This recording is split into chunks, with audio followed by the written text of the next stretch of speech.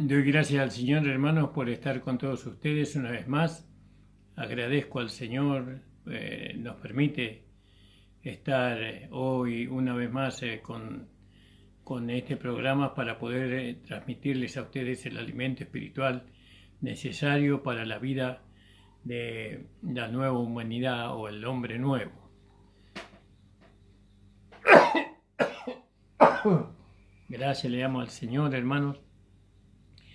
Hoy estuvimos escuchando la predicación del hermano Juan y su esposa Rosemary. El Señor bendiga grandemente, hermoso programa. Y bueno, todavía el programa del hermano Nicolás no lo he escuchado, pero me supongo que debe estar también perfecto. Señor bendiga también a nuestro hermano Nicolás. Hay que ir proyectando siervos, siervas, hay que ir proyectando discípulos, ¿no? Para que puedan continuar con la tarea. Gloria al nombre del Señor. Saludo a Romina. Señor te bendiga, Romina. Gracias por estar. Señor te bendiga grandemente a vos y a Ramiro y a la hermana Felisa. Gloria al nombre del Señor.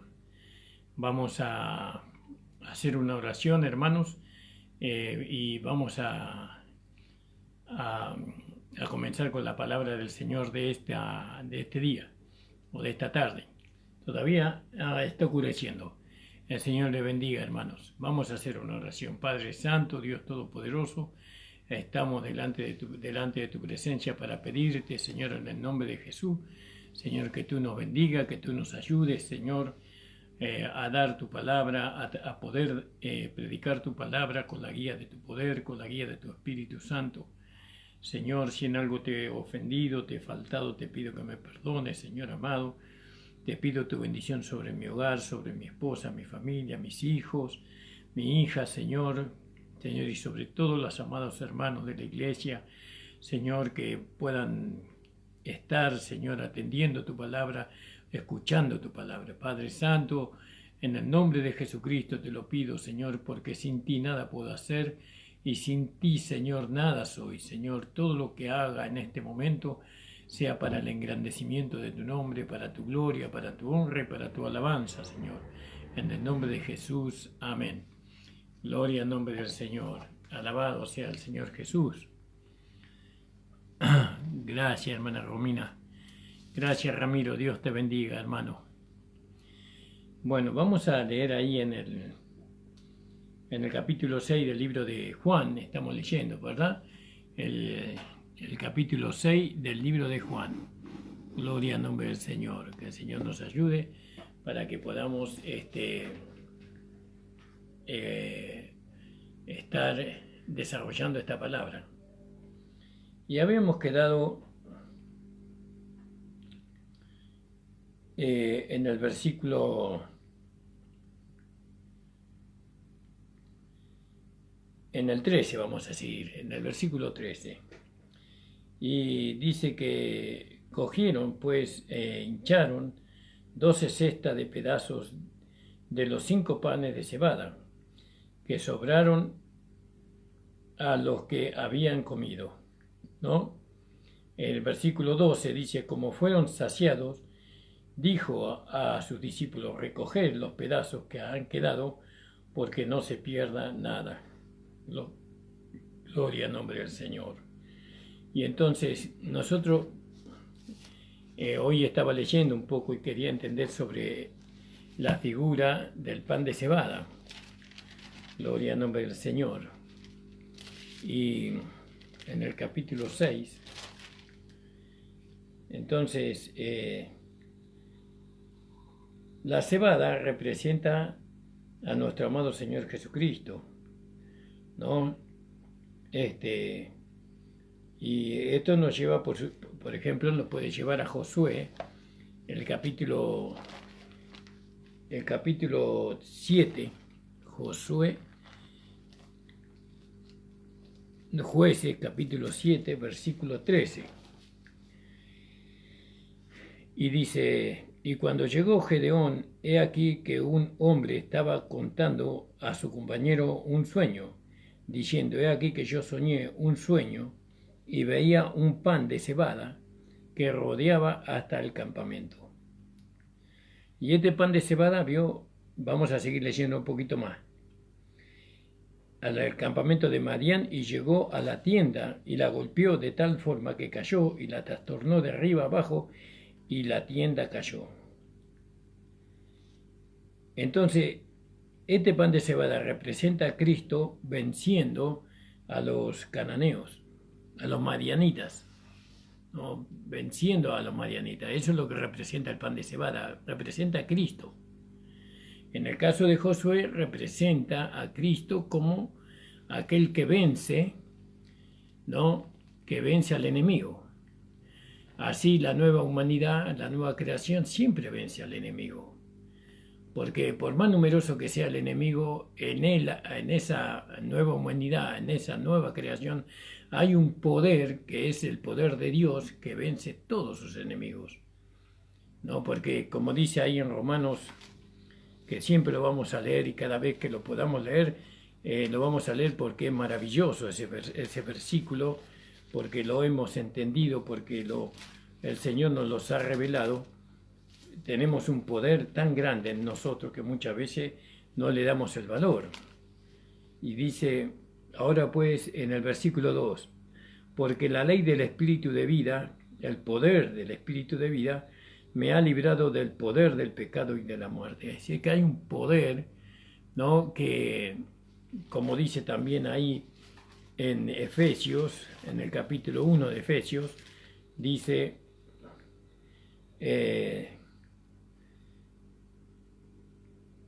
el cual la supereminente grandeza de su poder para con nosotros. El capítulo 1, versículo 19. ¿No? Y el cual la supereminente grandeza de su poder para con nosotros los que creemos, según la operación del poder de su fuerza, la cual operó en Cristo resucitándolo de los muertos y sentándole a su diestra en los lugares celestiales, sobre todo principado, autoridad, poder, señorío y sobre todo nombre que se nombra, no solo en este siglo, sino también en el venidero. Y sometió todas las cosas bajo sus pies, y lo dio por cabeza sobre todas las cosas a la iglesia, la cual es el cuerpo, o su cuerpo, la plenitud de aquel que todo lo llena en todos. Entonces, nosotros, el pan de cebada representa la vida de la nueva creación en nosotros, que el pan de cebada representa el poder de esa vida para vencer a todos nuestros enemigos, como en el caso de Josué. La nueva humanidad siempre vence, ella nunca es vencida, ni por el mal, no es vencida por el diablo, no es vencida por el mundo, no es vencida por la carne. La nueva humanidad siempre vence la nueva creación. Y en la medida que nosotros nos identifiquemos con esta nueva creación, no solamente en la palabra, sino en los hechos, nosotros siempre vamos a vencer. Porque nosotros conocemos dónde está nuestra fuerza, o dónde está el poder, en nuestra debilidad.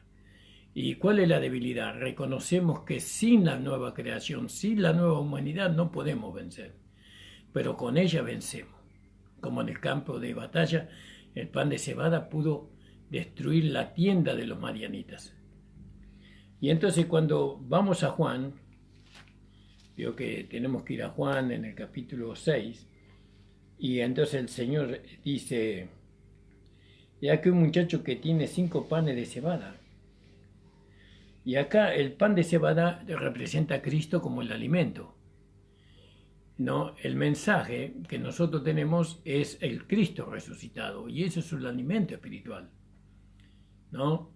Es un alimento espiritual para que aquellas personas que creen se alimenten.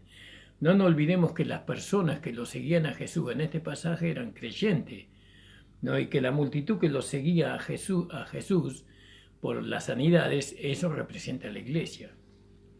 Entonces, la iglesia necesita del pan de cebada para alimentarse. Necesita el pan de cebada, ¿no? Y reconocemos que de Cristo nosotros recibimos la vida, el poder, la victoria sobre nosotros mismos, sobre el pecado, sobre el mundo y sobre el diablo. Comemos de Cristo, bebemos de Cristo. ¿Entiende, hermano? Eso es la debilidad que nosotros tenemos Y ahí está el poder que se manifiesta en nosotros. Por eso, hermanos amados, qué maravilloso esto, ¿verdad? Qué maravilloso que nosotros podamos reconocer que Cristo es el pan de cebada para nosotros, es el alimento diario. Entonces, el pan de cebada para nosotros es el Cristo como alimento. Gloria al nombre del Señor. Y entonces este muchacho, que era Cristo mismo, porque este muchacho representa a Cristo, trayendo el alimento, ¿no? Para la muchedumbre, que está para los hombres, ¿no? Este muchacho, ¿y qué se dio a sí mismo? Dice. Cristo se dio a sí mismo por todos nosotros. Entonces Él no trajo otro que no sea a Él mismo, como Dios. Y Él se da a nosotros como alimento, como para saciar nuestra alma, para saciar nuestra sed, para saciar nuestra hambre. Gloria al nombre del Señor. Aquí un muchacho que tiene 5 panes de cebada y 2 pececillos, ¿no? Y 2 pececillos. No más, ¿qué es esto para tanto? Bueno, acá vemos la incredulidad y vemos que la carne siempre cuestionando la fe. Gloria al nombre del Señor, siempre cuestionando la fe. Entonces, fíjese que acá, en el versículo 10, dice entonces que Jesús dijo, hace recostar a la gente, y había mucha hierba en aquel lugar, y se recostaron como un número de 5.000 varones. Y tomó Jesús aquellos panes, y habiendo dado gracia, los repartió, ¿no? Y acá vemos a Jesús como el sustentador. Entonces, la nueva humanidad, el nuevo hombre que somos nosotros, estamos para sustentar las necesidades espirituales, ¿no? Y en cuanto podamos también lo material, pero espirituales de las almas, porque las almas tienen una sed, un hambre espiritual. Ellos no lo saben. Ellos tratan de saciar lo que es del espíritu con las cosas materiales, ¿no? Con diversiones, con fiestas, con juegos, con drogas, con tantas cosas. Pero su alma no se sacia, porque hay una parte del hombre que necesita lo espiritual, y nosotros somos los sustentadores de los hombres porque tenemos la cebada. Tenemos la cebada para darles de comer. Y tomó Jesús aquellos panes y habiendo dado gracia, los repartió entre los discípulos. Ahora, ¿qué representan los peces? Los peces representan las almas, los hombres. Y así que el alimento es para los hombres. El alimento es para las almas. Jesús era el sustentador de los hombres, de las almas. Y los peces también representan a los cristianos. Por eso decimos que los que lo seguían a Jesús eran hijos de Dios, aquellos que habían creído. Era tipo de la iglesia. Y lo repartió entre los discípulos, y los discípulos entre los que estaban recostados. Asimismo, de los peces, ¿cuánto querían? ¿Vio, hermano? Y cuando se hubieron saciado, dicen, cuando se hubieron saciados, dijo a sus discípulos, recoged los pedazos que sobraron para que no se pierda nada. Gloria al nombre del Señor. Fíjese, para que no se pierda nada. Y recogieron pues y llenaron 12 cestas de pedazos que de los 5 panes de cebada sobraron a los que habían comido. Ahora, yo meditando y orando al Señor por esta interpretación, me llamó la atención de cuánto pan de cebada sobró, cuánto recogieron. Y esto interpreto yo, que estas son las almas que se ganaron. Estos son, cuando nosotros damos a comer a las almas el pan de cebada, cuando nosotros le damos a Cristo a las almas, entonces eso hace que las almas se entreguen a Cristo, ¿no? Que se multipliquen los peces, ¿no? Y sobra, ¿no? Son almas nuevas, almas que han tenido un nuevo nacimiento, y eso viene por causa de la vida de servicio, porque ¿quién les dio de comer a las almas? Les dio de comer los apóstoles, ¿no? Entonces, si estas almas eran salvas porque seguían a Jesús, pero no todos eran salvos. ¿no? Seguramente que había almas que no eran salvas allí, la cual comieron y se juntaron, dice, 12 canastas. Gloria a Dios. Y el número 12 habla de que en esta salvación, en esta nueva creación, ¿no? En esta nueva humanidad también entra el judío, ¿no? Porque entran las 12 tribus de Israel ahí también. Bueno, gloria al nombre del Señor. Entonces fíjese cuántas almas habrá ganado. Dice que había 5.000 almas. Pero ¿cuántas se ganó? No dice cuántas se ganó. Dice que se juntaron 12 cestas. Tal vez se juntaron muchas almas ahí. Recogieron muchas almas para que no se pierda ninguna, dice. Para que no se pierda. Entonces la juntaron, la recogieron, ¿no? Gloria al nombre del Señor.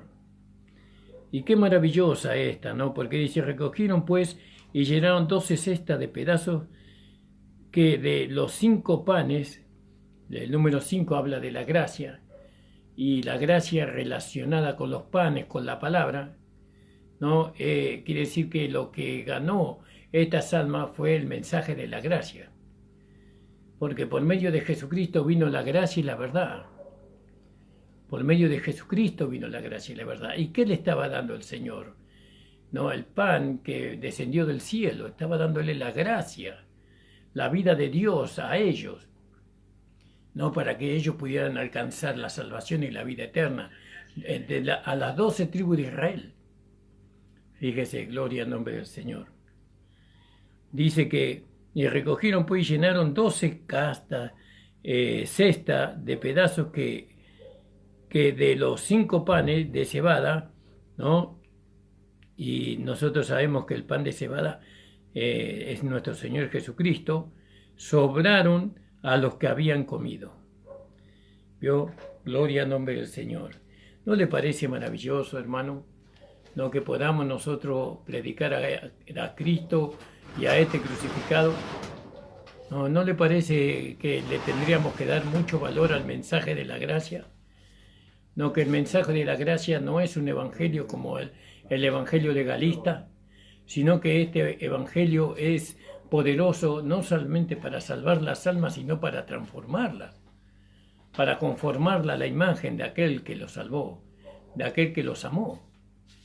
El mensaje de la gracia no es un mensaje, ¿no?, que se tiene que relativizar, porque este mensaje tiene el poder de la transformación. Este mensaje nos va transformando cada día a la imagen de su Hijo Jesucristo. Alabado sea el Señor.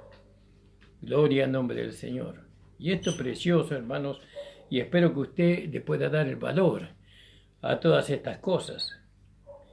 Y aquellos hombres entonces, como vieron la señal que Jesús había hecho, en el versículo 14, decían, este verdaderamente es el profeta que había de venir al mundo. Este es el profeta que había de venir al mundo. Y como se hizo tarde, descendieron sus discípulos al mar. Pero en el 15 dice, entendiendo Jesús que habían de venir para arrebatarle y hacerle rey, volvió a retirarse al monte, él solo. Pero sí, ¿cómo puede ser que haya rechazado la intención que estos hombres tenían? Si él vino para... Entonces, ¿cómo puede ser que estos hombres, que el Señor Jesucristo haya rechazado, si él vino para reinar? Pero el problema es que la gente no quería que él reine reconociéndolo como el Mesías, reconociéndolo como el Hijo de Dios. No, ellos lo querían poner para reinar por lo que él les daba, por las bendiciones que ellos recibían. Amén, los principales de la nación de Israel, no, que eran los religiosos, lo buscaban para matarle. Entonces no era el tiempo para reinar. Él va a venir a reinar, ¿no?, sobre Israel y sobre todas las naciones del mundo por 1000 años. Y ellos dirán, en aquel tiempo dirán, bendito es aquel que viene en el nombre del Señor. Y ahí le van a recibir a él como el Salvador, como el Mesías, como Rey de Reyes y Señor de Señores. Entonces fíjese, hermano amado, gloria al nombre del Señor. Y dice, y bueno, y entendiendo Jesús que habían de venir para arrebatarle y al serle rey volvió a retirarse al monte él solo. ¿Vio? Se retiró. Mientras que él se retiró al monte, ¿no? Sus discípulos hicieron otra cosa. Y como se hizo la tarde, descendieron sus discípulos a la mar. ¿No? Acá la mar representa el mundo. ¿No? Esto es una interpretación, porque la Biblia habla de que el mar es el mundo. Entonces y como se hizo tarde, descendieron los discípulos a la mar. Y no es que se fueron al mundo, sino que en el mundo estaba un barco que representa la iglesia. Y dice, y entrando en el barco, ahí está la iglesia, no es que se fueron a vivir la vida del mundo, sino que ellos fueron a la iglesia, porque la iglesia está en el mundo hoy. Bueno, entonces, y como se hizo tarde, descendieron sus discípulos a la mar. Y entrando en un barco, venían de la otra parte de la mar hacia Capernaum, ¿no? Ellos fueron hacia Capernaum. Y entrando en un barco, venían de la otra parte de la mar hacia Capernaum. Capernaum significa aldea de consolación. Aldea de consolación, eso es lo que significa Capernaum. Y era ya oscuro, claro, en el mundo también hoy estamos en ese tiempo de oscuridad, porque todavía Jesucristo no reina, y en aquel tiempo había oscuridad, mucha oscuridad, ¿no? Porque él recién estaba viniendo, ¿no? Y el mundo estaba envuelto en una oscuridad terrible, donde había demonios, principados y potestades en los cuerpos de millones de personas, y al venir Cristo, la luz del mundo, ellos tenían que huir. Entonces, acá vemos otra característica de la humanidad, ¿no? De la nueva humanidad o del hombre nuevo, ¿no? Que él tiene poder para hacer retroceder, ¿no? En la medida que él emita esa luz, en la medida que él dé esa luz, él puede hacer retroceder los principados y las potestades. Entonces la nueva humanidad tiene poder para sanar a los enfermos, tiene el poder para dar vista a los ciegos, ¿no? Y para poder hacer andar a los paralíticos y resucitar a los muertos. La nueva humanidad tiene ese poder. Jesús tenía ese poder. Ese poder le fue dado del Padre a él, ¿no? Pero para administrar ese poder él necesitaba la llenura del Espíritu Santo, necesitaba recibir el Espíritu Santo, y eso lo recibió cuando él fue bautizado en las aguas por medio de Juan el Bautista. Él fue lleno del Espíritu Santo. Entonces fueron a Capernaum, ¿vio? Y era ya oscuro, y Jesús no había venido con ellos. No, Jesús no estaba en la barca. Así muchas veces pasa que está la iglesia en el mundo, pero la iglesia, Jesús no está ahí. Jesús no está ahí. Entonces la iglesia, ¿no? Está en oscuridad porque Jesús es la luz que nos ilumina a nosotros. Bueno, y Jesús no estaba ahí. Y levantándose la mar con gran viento que soplaba, y entonces el mundo se agita. El mundo se agita en contra de los cristianos, como decía nuestro hermano Juan hoy a la mañana en el programa. El mundo se agita a causa de nosotros, ¿no? Empieza a levantarse una tempestad, un huracán en contra de nosotros, tratando de destruir la iglesia, tratando de destruir el barco donde estaban los discípulos, ¿no? Se levantó un viento terrible. El viento, acá habla en lo espiritual, representan los espíritus o los demonios. Entonces los demonios o los espíritus malvados se levantan en contra de la iglesia, porque Pablo dice que no tenemos lucha contra carne ni sangre, sino contra potestades, no contra gobernadores que vagan en la región celeste. Vamos a leerlo a eso, hermano. En el libro de los Hechos, en el capítulo 6 creo que es, en el verso 12, porque no tenemos lucha contra sangre ni carne, sino contra principados, contra potestades, contra señores del mundo, gobernadores de estas tinieblas, contra malicias espirituales en los aires. Fíjese, no tenemos lucha contra carne, sabemos eso, sino contra principado, dice. No, ahí en el capítulo 1:21, ahí ya no habla el Señor sobre esto, del libro de Efesios, donde nos dice sobre todo principado y potestad, potencia y señorío y todo nombre que se nombra no solo en este siglo, mas aún en el venidero. Y sometió todas las cosas debajo de sus pies y diólo por cabeza sobre todas las cosas a la iglesia. Si bien los demonios vienen contra nosotros, nosotros tenemos autoridad porque nosotros somos la cabeza de ellos. Ellos no, aunque no se sujetan, pero nosotros tenemos una autoridad sobre ellos para ordenarles y mandarles que ellos retrocedan, como lo hizo el Señor. Tenemos esa autoridad. ¿Se da cuenta, hermano amado? Alabado sea el Señor. Por eso, fíjese qué maravilloso. No, que ahora nosotros no tenemos lucha contra la carne. No tenemos lucha contra la carne nuestra ni contra la carne de nadie.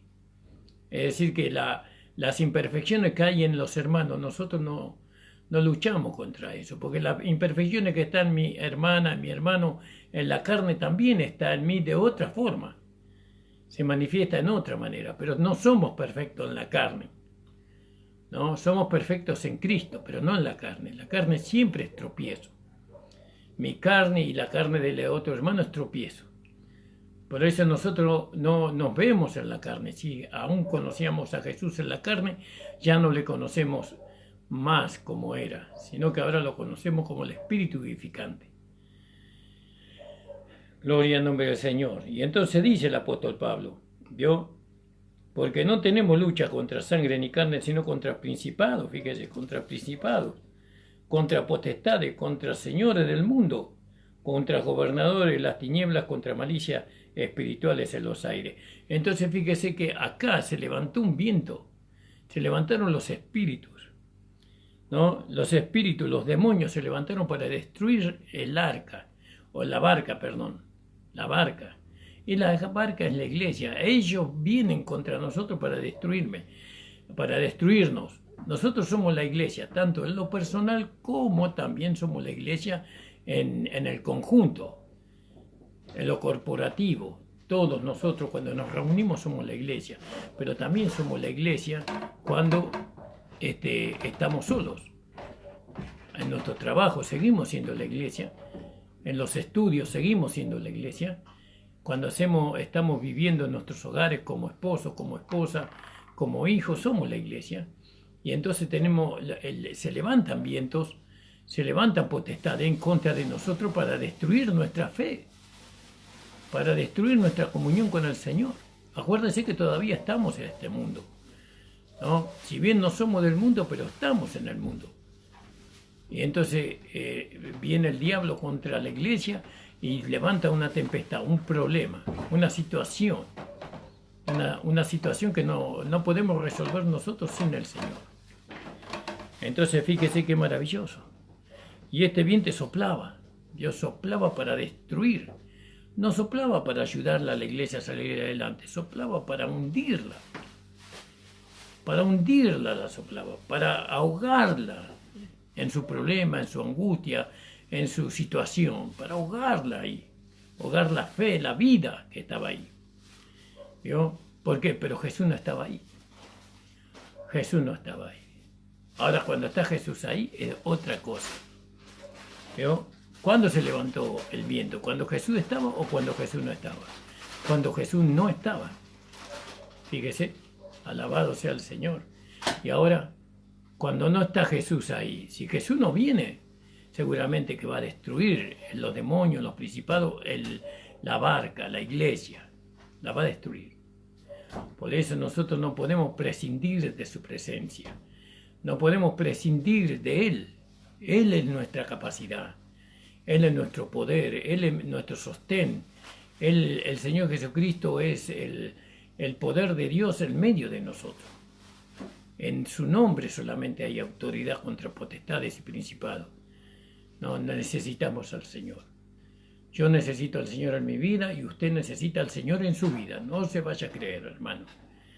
No tenemos que confiar en lo que nosotros hagamos, no para para servir al Señor. Tenemos que confiar en el Señor para poder servirle. Para poder servirle tenemos que confiar en el Señor. Gloria al nombre del Señor. Fíjese qué maravillosa la interpretación.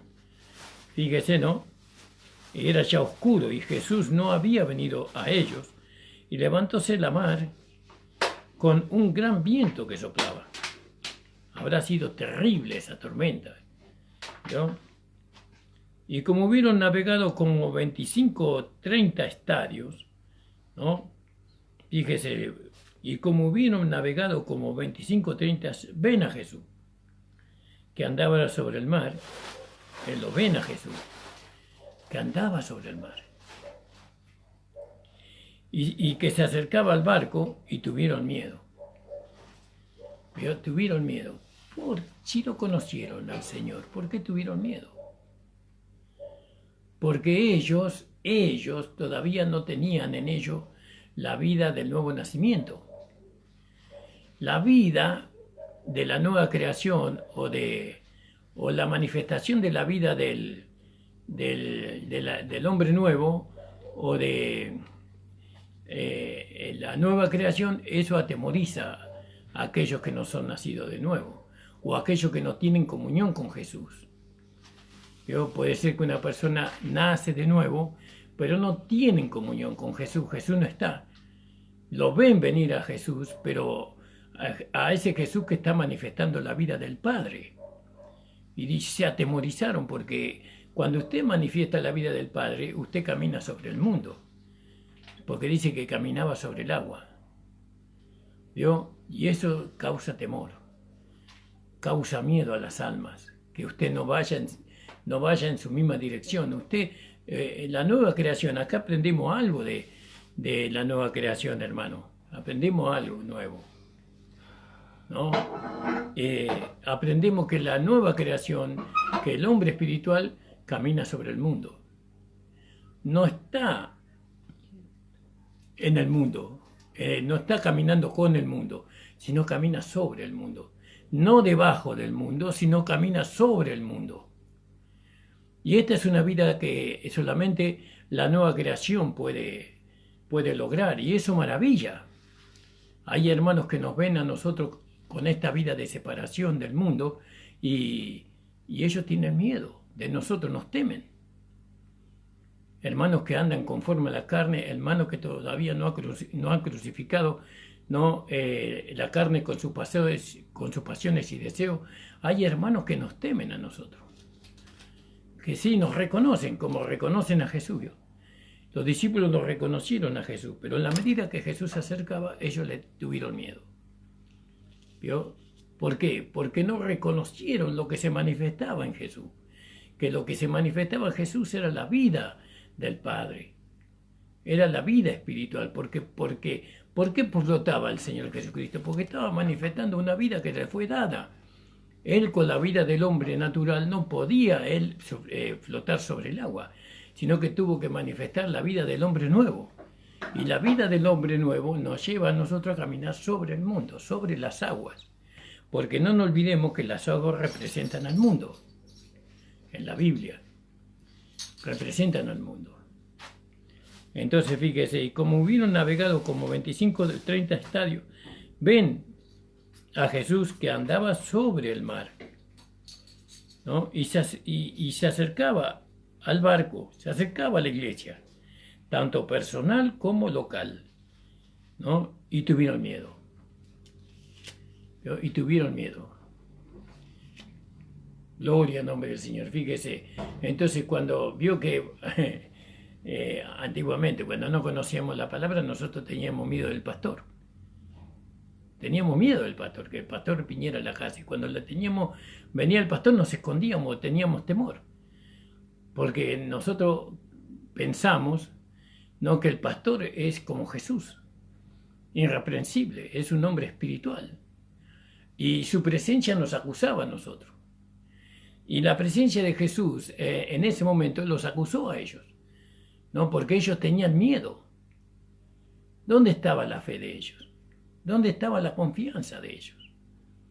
¿No? ¿Dónde estaba? No estaba. Entonces antiguamente nos decían a nosotros que la presencia del pastor nos acosaba miedo, pero no era miedo, era temor. Porque el pastor era un hombre que andaba en santidad, porque el pastor era un hombre que era temeroso de Dios, porque el pastor oraba y Dios le respondía, porque el pastor siempre caminaba con Jesús. Y entonces ese hombre causaba temor y reverencia, como al mismo Señor, ¿no? Y así nosotros, la nueva creación, el hombre espiritual, ¿no? Nosotros también, cuando la gente nos ve a nosotros, la gente tiene temor de nosotros. ¿Por qué? Porque por nuestra forma de ser. ¿Por qué? Porque ellos, no todos los hermanos, no todos, sino aquellos que andan en la carne, aquellos que andan en temor, aquellos que andan dudando, aquellos que no se separaron del mundo. No, ellos nos temen a nosotros. ¿Yo? Porque saben que nosotros somos siervos del Señor. Así ellos tuvieron temor del Señor. No, en vez de ponerse contentos. Sí lo conocieron. Dice, conocieron que Jesús venía hacia ellos, dice. Pero resulta que ahora se sienten atemorizados.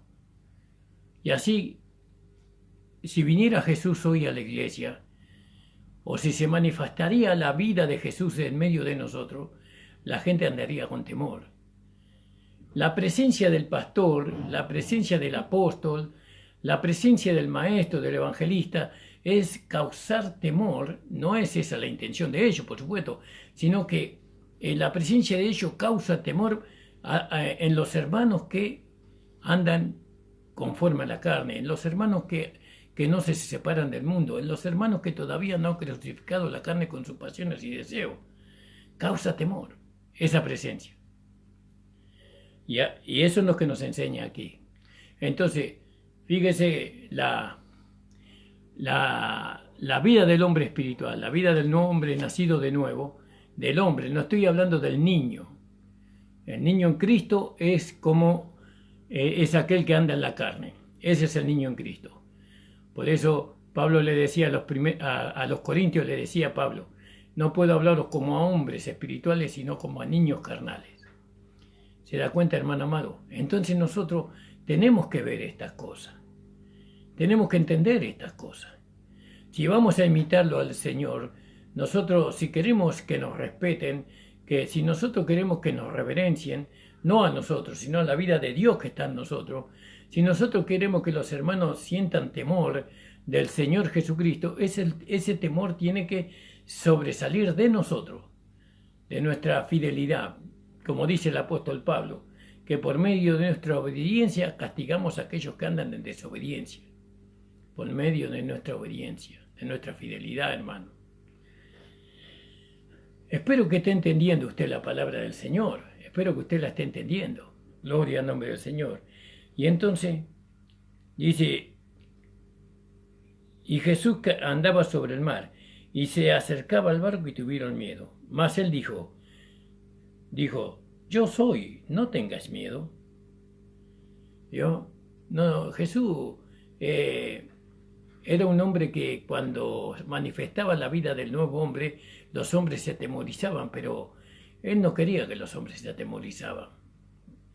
Él quería que ellos fueran igual a él. Él quería que ellos no tengan temor de él. Porque a veces tenemos temor de los hombres que andan en santidad y no tenemos temor de Dios. A veces tenemos temor del pastor, pero no tenemos temor de Dios. ¿No? Y eso es triste.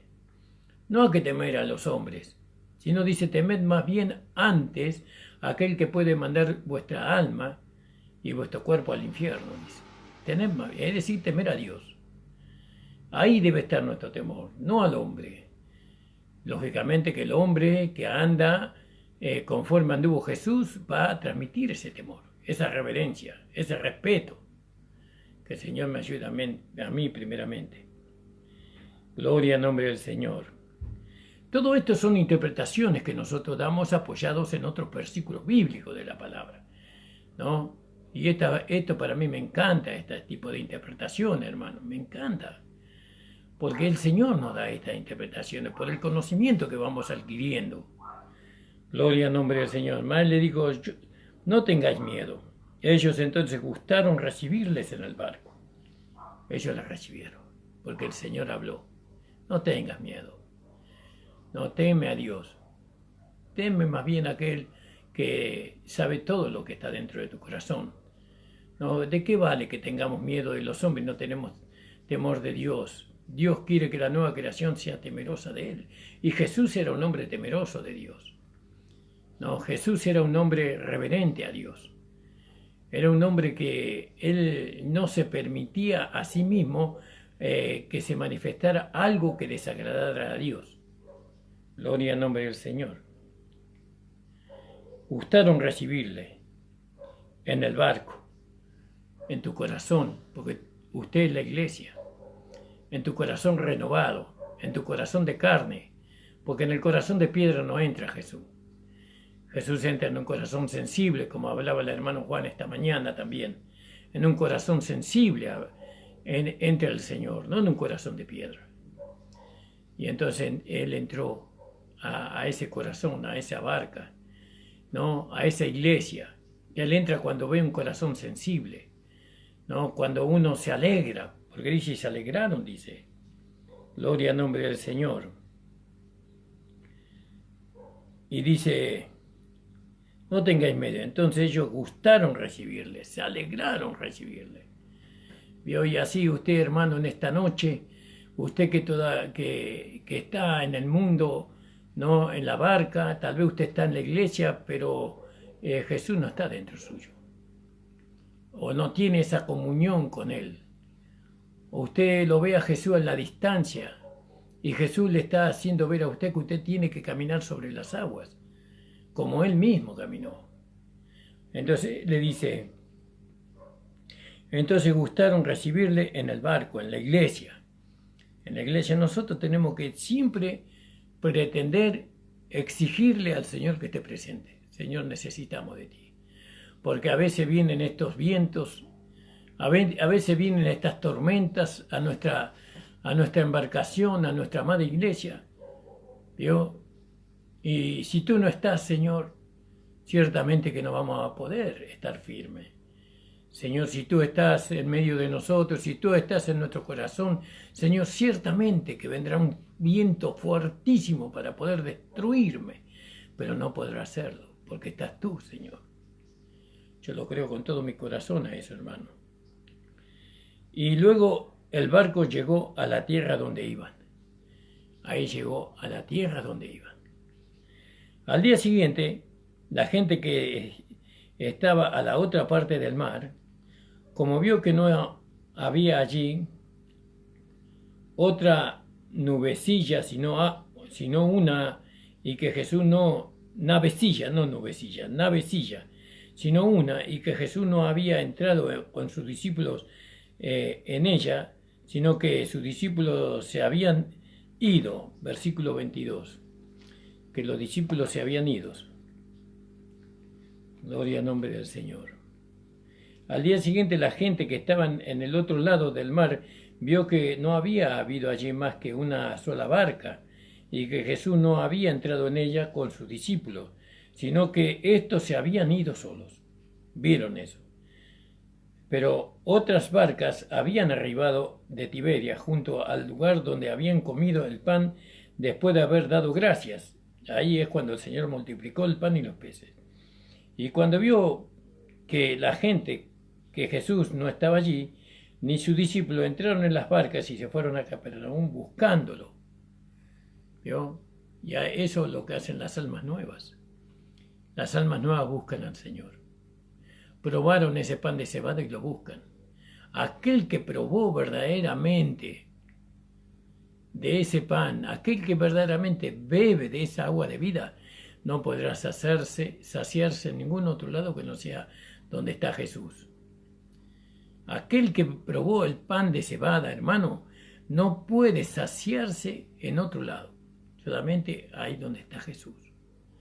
Por eso le buscan, y las almas buscan a Jesús, buscan, dice que se subieron a sus barcas, porque hay muchas iglesias en el mundo, ¿no? Pero otras barcas habían arribado a Tiberia junto al lugar donde habían comido el pan, después de haber dado gracia, y cuando vio pues la gente que Jesús no estaba allí, ni sus discípulos, entraron a las barcas y fueron a Capernaum. ¿A dónde fueron? ¿Qué significaba Capernaum? Consolación. Ellos buscaban consolación. ¿Vio? Y los discípulos fueron consolados, ¿no? Camino a Capernaum. Fueron consolados. Tuvieron temor, tuvieron miedo y fueron consolados por el Señor. Y así entonces vemos otro rasgo del hombre nuevo, ¿no? Vemos otro rasgo de él, ¿no? Que el hombre nuevo es una persona que consuela, que siempre está disipando el temor que tienen las almas. Veo que hay muchos hermanos con temor, pero ahí está la nueva creación, ¿no? Ahí está el nuevo hombre, el hombre espiritual, y él disipa toda angustia, él disipa todo temor, todo miedo, él lo disipa, ¿no? Es la nueva creación, y en esto imitamos a Cristo, en esto imitamos al Señor, y en esa manera le vamos a servir. Esa es la manera de servir al Señor, esa es la manera de servir. Hay que repartir tratado, hay que ir casa por casa, hay que ir casa por casa. Pero servir al Señor significa hacer estas cosas. Disipar el temor en los corazones de las personas. Disipar el corazón. Alimentar a las almas con el pan de cebada. Eso significa, ¿no? Eso significa servir al Señor, ¿no? Lo otro no está mal, pero esto es lo más importante. Porque si nosotros repartimos tratado, vamos casa por casa y no ayudamos a disipar el temor, el miedo, el espanto, la duda, ¿no? En los corazones de los hombres, ¿de qué vale? ¿Y cómo lo hacemos a eso? Manifestando la vida del nuevo hombre, ¿no? Manifestando la vida del nuevo hombre. Que el Señor nos ayude a nosotros para que podamos lograr esto. Si Jesús lo logró, nosotros también lo podemos lograr con su ayuda. Entonces fíjese lo que dice acá. Gloria al nombre del Señor. Entonces ellos fueron consolados. Dice, y entrando en una barca, iban cruzando el mar hacia Capernaum. Y estaba ya oscuro y Jesús no había ido con ellos. Bueno, eso ya lo oímos. La gente busca a Jesús, ¿no? La gente busca a Jesús. Alabado sea el Señor. La gente busca a Jesús en el versículo 22. Al día siguiente la gente estaba al otro lado del mar y vio que no había habido allí más que una sola barca, y que Jesús no había entrado en ella con sus discípulos, sino que estos se habían ido solos. Pero otras barcas habían arribado de Tiberias junto al lugar donde habían comido el pan después de haber dado gracias al Señor. Y cuando vio pues la gente que Jesús no estaba allí, ni su discípulo, entraron en las barcas y fueron a Capernaum buscando a Jesús. ¿Vio? Hay iglesias que no tienen ni a los discípulos de Jesús ni a Jesús. No los tienen, pero los buscan.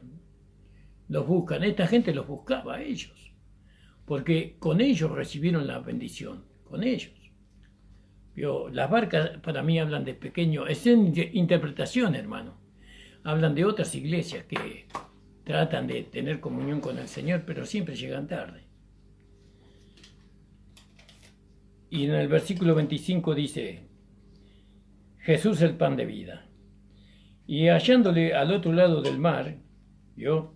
Porque ya habían llegado a tierra, le dijeron, Rabí, ¿cuándo llegaste acá? Maestro, porque él ahora se presenta como maestro, ¿vio? Ahora el nuevo hombre o la nueva creación tiene una capacidad de enseñar. Ella siempre está enseñando. Por eso es maravilloso que cuando los hermanos abrazan este mensaje de la gracia, ellos desarrollan una habilidad y una sabiduría para enseñar. Pero eso no quiere decir que están preparados para hacerlo. Tienen que esperar la maduración. Tiene que esperar la maduración. Está el don, está ahí en la vida que usted ha recibido, en el conocimiento que usted ha recibido de la gracia, está esa parte de querer enseñar. Pero no se apure. Sepa esperar, despacio. Todo tiene que ser regulado por el Señor. El Señor manda al pastor para que el pastor le dé las oportunidades que usted necesita para poder hacerlo. ¿No? Porque hay que reunir otros requisitos también. ¿No? Hallándole del otro lado del río le dijeron: Rabí, ¿cuándo llegaste acá? Y respondiendo Jesús y le dijo: de cierto os digo que me buscáis no porque habéis visto las señales, sino porque comiste el pan y os saciaste. ¿Vio? Por eso, es decir que muchos vienen por la bendición. ¿No? Fueron bendecidos y vienen. Y cuando no está más la bendición se van. Aunque la bendición siempre está, pero la bendición que ellos quieren no es... la bendición que ellos necesitan no es la bendición que ellos quieren.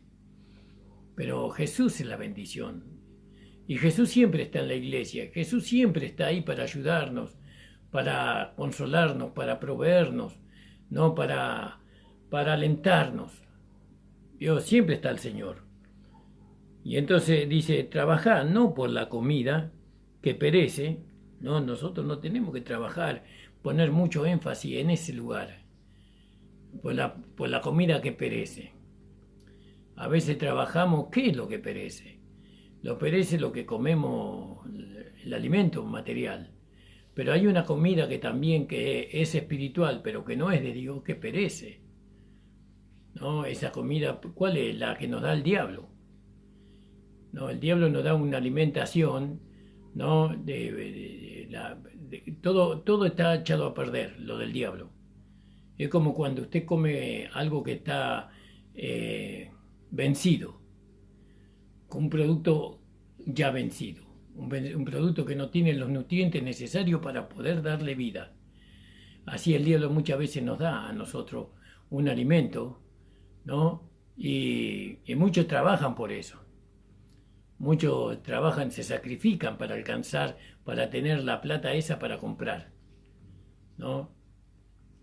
Trabajá no por la comida que perece, sino por la comida que a vida eterna permanece. Quiere decir, trabajemos sirviendo al Señor, porque con Él vamos a comer bien, nada vencido, todo fresco, todo alimento nutriente que nos va a dar un vigor, una salud espiritual, mire, maravillosa. Eso se va a ver a través de nuestro cuerpo humano. Nuestro cuerpo humano va a estar siempre fortalecido, siempre con salud, porque nosotros comemos del alimento que es de la palabra de su gracia, que es de la palabra del Señor. Alabado sea el Señor Jesús. Sino que dice, sino por la comida que a vida eterna permanece, cual el Hijo del Hombre os dará, porque a este señaló Dios el Padre. ¿Vio? ¿Quién nos dará esa comida? El Hijo del Hombre, Jesús. Jesús nos dará esa comida a nosotros. Y Jesús nos dio esa comida. Lo que es, Jesús nos dio a comer de sí mismo. La espiga tostada ahora. Ya no más el maná, sino la espiga tostada. La riqueza de la tierra de Canaán nos dio a nosotros, ¿no? Un buen alimento. Y ese alimento es eterno, nunca termina. En cambio, el alimento perecedero, ese alimento vencido, eso se va a terminar, no es para siempre ese alimento. ¿No? Aunque el alma se vaya de este mundo con ese alimento, va a terminar en el infierno y en el lago de fuego, y ahí se va a terminar todo. Pero el alimento que nos da Jesús a nosotros, eso nos lleva a nosotros a la eternidad. Nosotros vamos con ese alimento a la eternidad y nos vamos a saciar de ese alimento, porque ese alimento es Cristo mismo. Entonces le dijeron, ¿qué debemos hacer para poner en práctica las obras de Dios? Veo que todos quieren poner en práctica las obras de Dios, todos quieren servir a Dios. ¿Qué debemos hacer para poner en práctica? Ellos lo dijeron de una manera religiosa, de una manera legalista. Ellos querían hacer algo, ¿no? Para poder agradar a Dios. Y Jesús le respondió conforme a la gracia. Y respondiendo Jesús y le dijo, Esta es la obra de Dios, que creáis en aquel que Él ha enviado. Y es más fácil hacer un templo que creer que Jesucristo era el Hijo de Dios. Ellos hicieron un templo. No sé cuántos años duró para hacer ese templo. No sé si 40 años duraron para hacer ese templo. ¿Vio? Costó mucho hacerlo, pero lo hicieron. Pero no creyeron en el Hijo de Dios. ¿De qué le sirvió el templo? El templo fue destruido. ¿De qué le sirvió el esfuerzo, el sacrificio que hicieron sus abuelos, sus padres? ¿Cree que no sirvió de nada? No, porque dice, respondió Jesús y le dijo, esta es la obra de Dios, que creáis en él que Él ha enviado. ¿No? En él mismo. Ustedes tienen que creer en mí. Ustedes tienen que recibir a Jesucristo como nuestro Señor y Salvador. Y hoy, si bien estamos llamados a creer a nuestro Señor Jesucristo, pero también estamos llamados a aquellos que le representan. Estamos llamados a creer en el pastor, estamos llamados a creer en los apóstoles, en los profetas, en los evangelistas, en los maestros. Estamos llamados a creer en ellos, porque ellos son representantes de Cristo acá en la tierra. ¿Vio? ¿Por qué? Porque Dios los puso a ellos. Y esa es la obra de Dios, que crean. ¿No? ¿Cuántos no creen en lo que el pastor les enseña? ¿Cuántos no creen en lo que los evangelistas hablan? ¿Cuántos no creen en lo que los maestros enseñan? ¿O en lo que los pastores hablan? ¿O en lo que los profetas enseñan? ¿Cuántos no creen? No creen. Entonces no están creyendo a Dios, no le están creyendo al Señor. No están creyendo a aquel a quien Dios envió, no le están creyendo. Y entonces, ¿qué quieren hacer? Jesús quiere que esa sea la obra de Dios, que crean en aquellos que les instruyen, en aquellos que los perfeccionan, en aquellos que conforme a su fe andan en santidad, en temor y en reverencia. Tienen que creer, hermano, no mirando la carne de ellos, sino mirando su fe. Observar cuál sea su fe y su conducta, dice. ¿Entiende, hermano amado? Tenemos que creer. Y le dijeron entonces, ¿qué señal?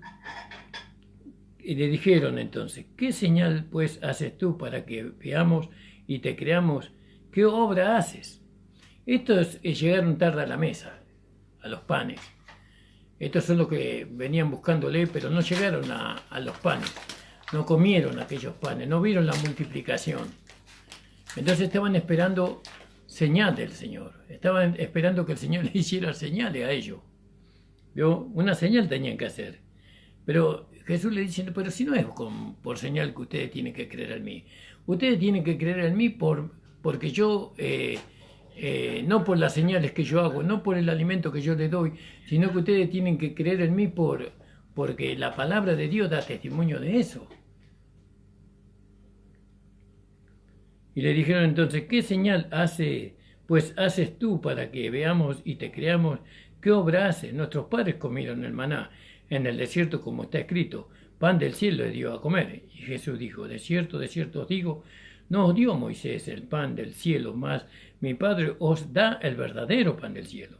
Porque el pan de Dios es aquel que descendió del cielo y da vida al mundo. Y acá hablamos de la encarnación, ¿no? Porque la encarnación, ¿dónde está? Que Él descendió del cielo, tomó un cuerpo humano, ¿no? Y entonces Él dice, aquel que no come mi carne y bebe mi sangre no tiene parte conmigo. Aquel que no cree en mí no tiene parte conmigo. Damos gracias al Señor por la palabra, hermano. El Señor les bendiga grandemente a todos ustedes. Me alegro de haber podido hablarle en este día de la palabra. Y bueno, oren por nosotros. Cuídense mucho. Ya falta menos, hermanos, falta menos. El Señor les bendiga grandemente. Hoy estuve hablando con el pastor Cabral y hay una autorización para los pastores para que puedan visitar a los hermanos. No, parece que el gobierno permite a los pastores visitar a las almas. Y eso vamos a tratar de hacer. Oren por nosotros, hermano. El Señor les bendiga grandemente y nos vemos mañana de 7 a 8. Padre amado, estamos delante de tu presencia. Señor, agradecidos, Padre, por esta tu palabra. Agradecido por hacernos entender estas cosas. Oh Señor, bendícenos, ayúdanos.